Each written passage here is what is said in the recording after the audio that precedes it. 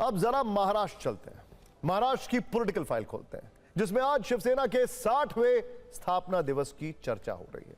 जिसे वैसे जिस स्पीड से शिवसेना में टूट हो रही है, सांसद विधायक बागी हो रहे हैं, उसे देखते हुए स्थापना से ज्यादा आज विघटन की चर्चा है। ऐसा इसलिए है क्योंकि 4 वर्ष पहले 40 विधायकों की टूट के बाद अब टूट का राउंड 2 नजदीक है और किसी भी वक्त 6 सांसदों के टूट का औपचारिक ऐलान हो सकता है। इसीलिए इसे आप हाल के दिनों में शिवसेना में हुआ विघटन पार्ट 2 भी कह सकते हैं। बाला साहब ठाकरे की शिवसेना आज 60 वर्ष की हो गई है। आज ही के दिन 19 जून 1966 में शिवसेना की स्थापना हुई थी, लेकिन 60 वर्ष के बाद आज 2 शिवसेना है।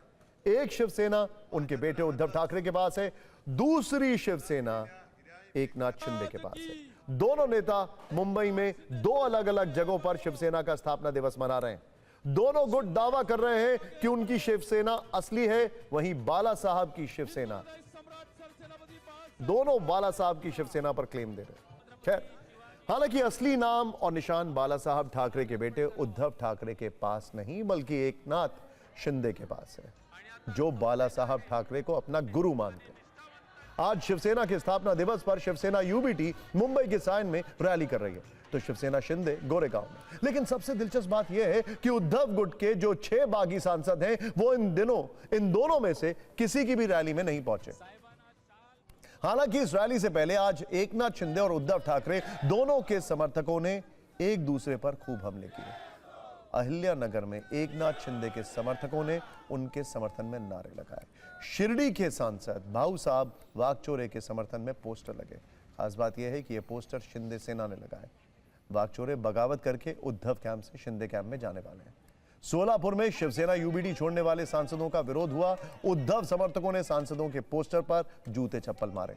वो बागियों से नाराज हैं और इसे गद्दारी का नाम दे रहे हैं।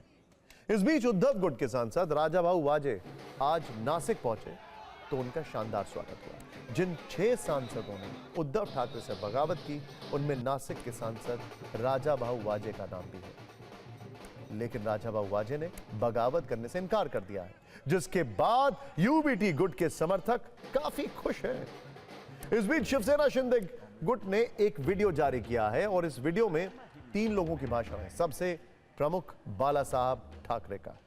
इसमें वो कह रहे हैं कि वो शिवसेना को कांग्रेस नहीं बनने देंगे। I am a mad mad Hindu. एकट्याची नव्हे, मी शिवसेना प्रमुख जरूर, पण तुमची ताकद माझ्या बरोबर आहे म्हणून मी शिवसेना प्रमुख आहे। मैं मेरी शिवसेना की कांग्रेस में होना दूंगा, नहीं, कभी नहीं। I am a Hindu, mad mad Hindu. Shivsena ही बाळासाहेबांच्या विचारांची। इथं कोणी मालक नाही, कोणी नोकर नाही, आपण सर्व कार्यकर्ते आहोत।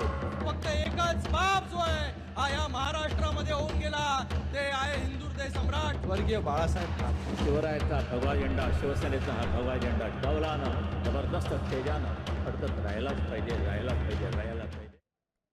वैसे राजनीतिक बयानों के नुकीले तीर दोनों तरफ से चलाए गए हैं। शिवसेना यूबीटी सांसद संजय राउत ने कहा है कि पार्टी छोड़ने वालों ने अपने आप को बेच दिया है, जबकि बगावत करने वालों की तरफ से कहा जा रहा है कि उद्धव ने शिवसेना का विलय कांग्रेस में कर दिया होता, इसीलिए बगावत करना जरूरी था।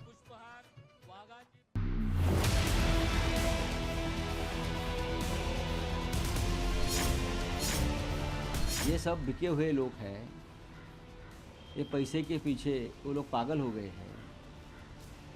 उनको ना कोई निष्ठा है, ना लॉयल्टी है। जाने दो ना, अब वो हमारे नहीं रहे हैं। उसने अपने आप को बेच दिया है, अपनी कीमत उसने बना दी है। 50 करोड़ 60 करोड़, वो करोड़ों में ही बोलते हैं ना। लूट का पैसा है, डकैती का पैसा है। जो आने वाले थे वो आगे, उनका सम्मान रहेगा शिवसेना में। और टाइगर ऑपरेशन करने की कोई ज़रूरत नहीं है। महाराष्ट्र राज्य के जो उप मुख्यमंत्री है एकनाथ शिंदे साहब, उनका नेतृत्व जो है वो सर्वमान्य है।